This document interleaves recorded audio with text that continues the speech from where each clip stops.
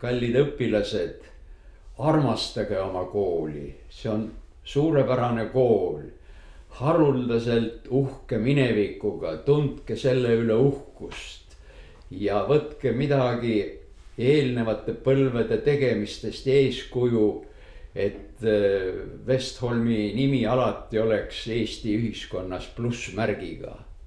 See kõik oleneb teist endist. Seda keegi teile vägisi sisendada ei saa, aga te peate ise kas või Jaan Krossi Vikmani poisse lugedes või seda telefilmi vaadates püüda mõistma, mis oli neis poistes nii erilist, et terve Eesti austas seda kooli. Mis oli nende poiste vaimsuses, kas või nende sõnapruugis, teemades, millest nad omavahel rääkisid, mis seal oli niisugust, mis sellist tagasisidet Eesti ühiskonnalt pälvis.